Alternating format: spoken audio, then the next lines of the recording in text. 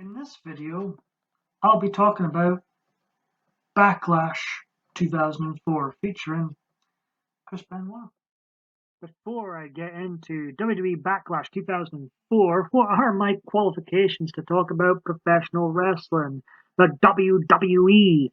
I'm no Dave Meltzer. I mean, he's got 30 years on me and then some when it comes to wrestling fake fights. But I started, it's been in my life for 30 years now. This year, this November will mark 30 years since I discovered my love for wrestling. And it was a love at the time. I loved the Golden Age, Silver Vision tapes with Hulk Hogan, Warrior, Savage, Roberts, Andre, Demolition. Why did not in the Hall of Fame? Anyway, I'm rambling on here. Um, Grew up with Bret Hart, Owen Hart, having classic matches. Was in love with Shawn Michaels and his hair. As you can see, my hair's now inspired by his 1994 style. I'm really rambling on here. And perhaps, in the mid 90s, once I reached a certain age, I would have maybe stopped watching wrestling and moved on to, something real. But no, Stone Cold Steve Austin came into my life and I fell in love with wrestling even more. To the point where I actually went to WrestleMania 25. Have I mentioned that before? I was at WrestleMania 25, and I was like an absolute mark for Steve Austin during that show.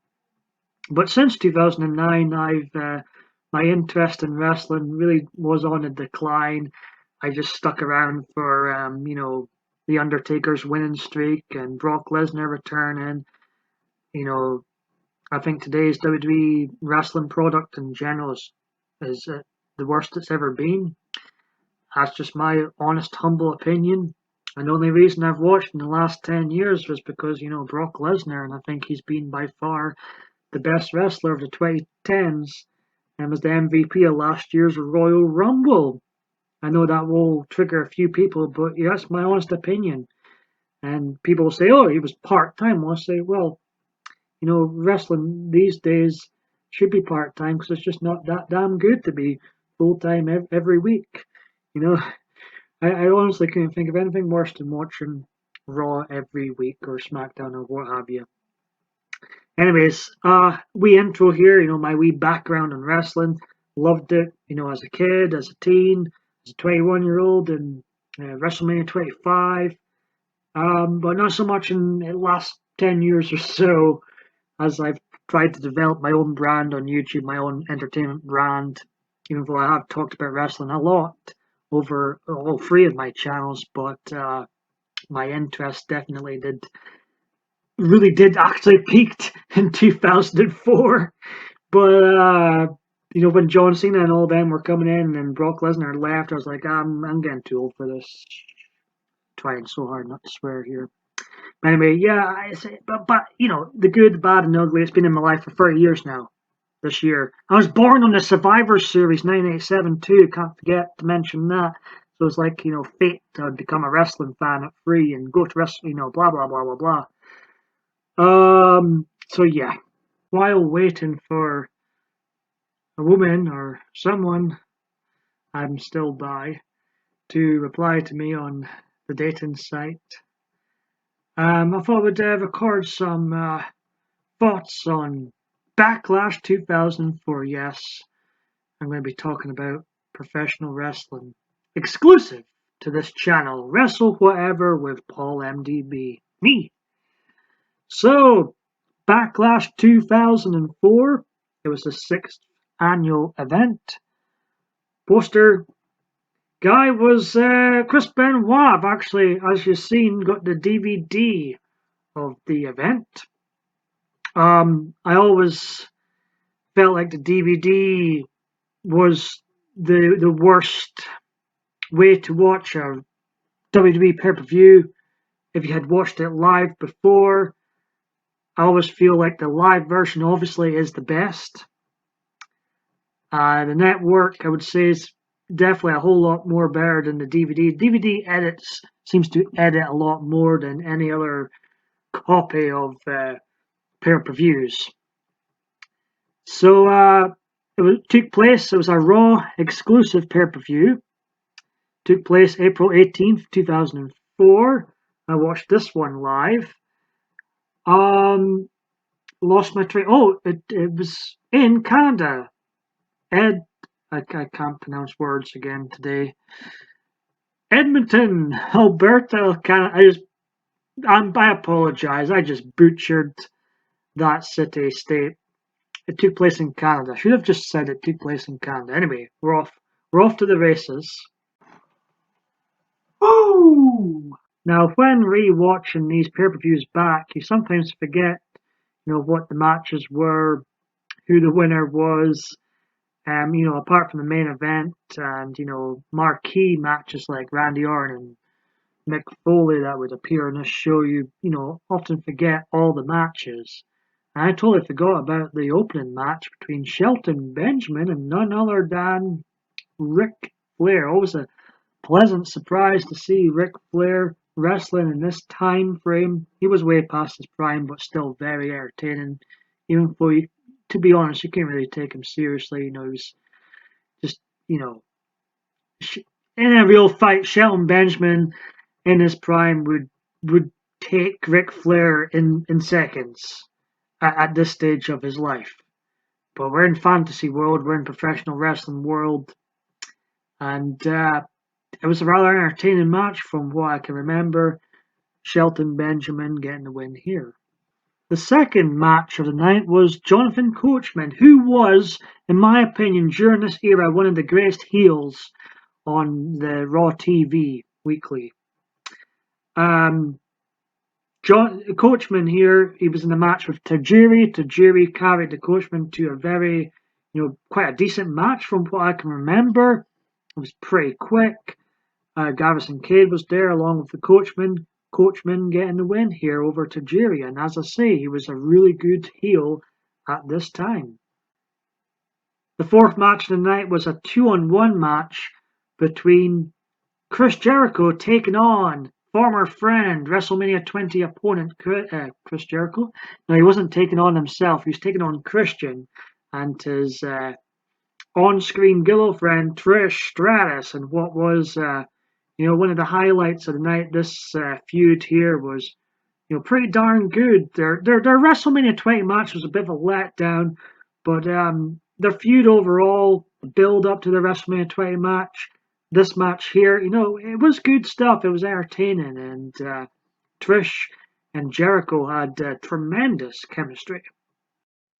Draw a door and knock 3 times.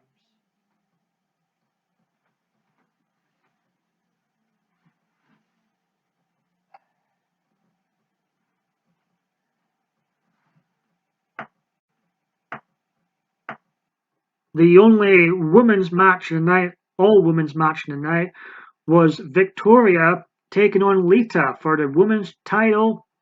It was a very awkward face versus face matchup that didn't work. There's only a few occasions where the face versus face concept actually works. Warrior versus Hogan, Steve Austin versus The Rock. I thought it worked fairly well for Bret Hart and Shawn Michaels, but here it was very awkward.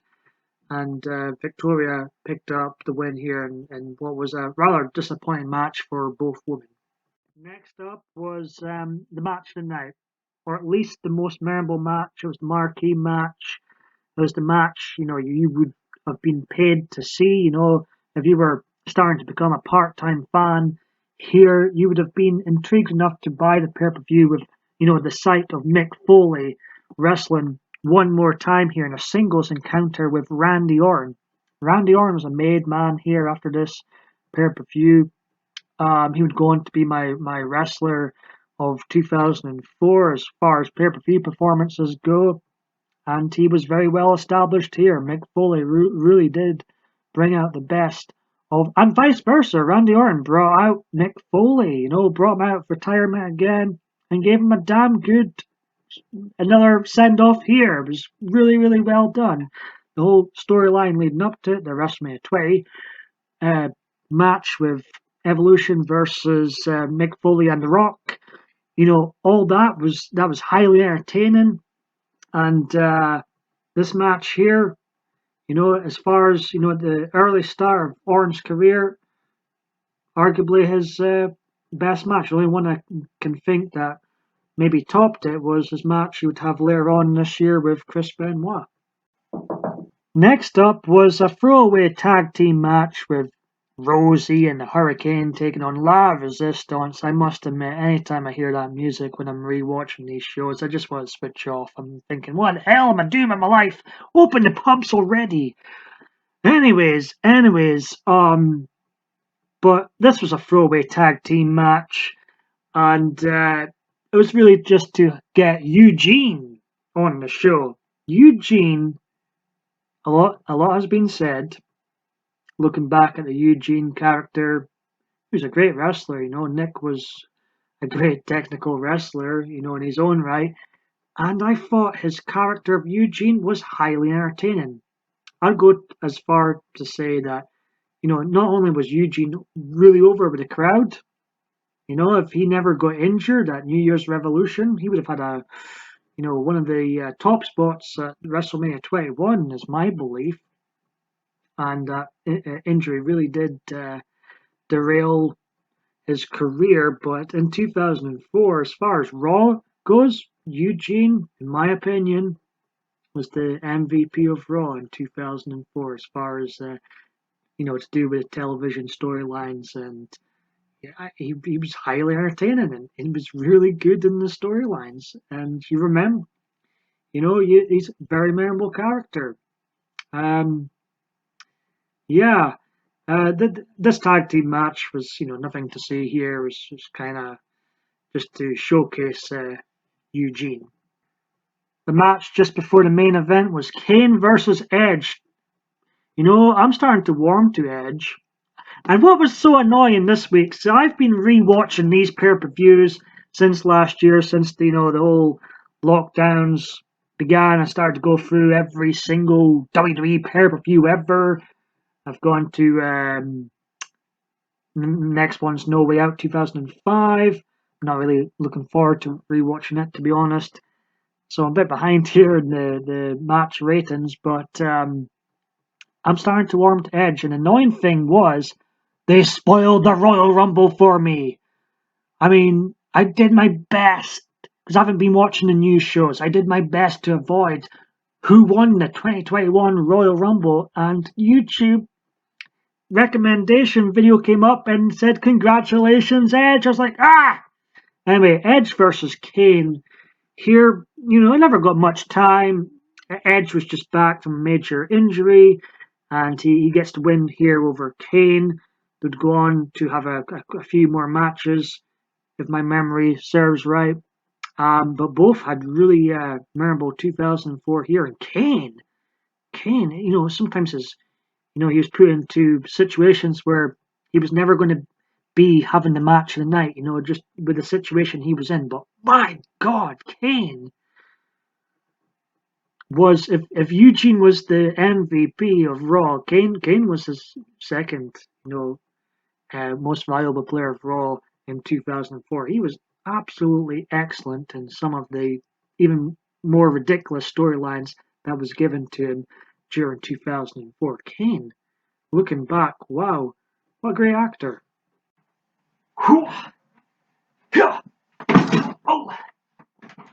It's, triple threat match for the World Heavyweight title between Benoit, Michaels, and Triple H. I didn't think it was as good as their WrestleMania 20 match. I didn't think there was actually a need for a rematch. Yes, the WrestleMania 20 triple threat match was good, one of the best WrestleMania main events ever, but it was a sort of match that didn't need a sequel. And even though this one was still, very good at parts, it sort of, it didn't live up to the hype. And I remember at the time being a bit annoyed that they had Shawn Michaels submit to the sharpshooter in Canada here to Chris Benoit. Shawn Michaels would have never, ever, ever gave up to the sharpshooter, apart from that time at Survivor Series 1992, as I remember now. But, like D-Generation X, era Michaels, Champion Michaels from 1995 onwards, would have never given up to the sharpshooter. Bret Hart, are you kidding me? So he must have, I don't know, upset someone in the office here behind the scenes to tap out in the middle of the ring here to Chris Benoit, the Sharpshooter in Canada. If you enjoy this video, I have covered every WWE pay-per-view up until Backlash 2004 and all 3 of my channels, WrestleWhatever, the one you're watching now. Hello, PaulMDB, PaulMDB, and yeah, that's all the channels I've got. I think 3 is enough. Anyway, if you enjoy this video, my previous wrestling pay-per-view analysis, if you will, are all scattered across all 3 channels, but all my wrestling, if there is a sequel to this video, this might be the one and only WrestleWhatever video 2021. I've not got much of an audience here, but if there is a sequel and you enjoy this, this is the place to be to get all my new wrestling stuff, as wrestling's banned in my main 2 channels now. I'm just so sick and tired of just being known as the wrestling guy. I feel like I'm much more than just a guy that talks about, professional wrestling, fake fights. Anyways, I'll try not to use that word fake, because I know it upsets some wrestling fans, but they're great stuntmen, some good actors too. If there is a sequel to this video on this channel, I'll be covering Judgment Day 2004.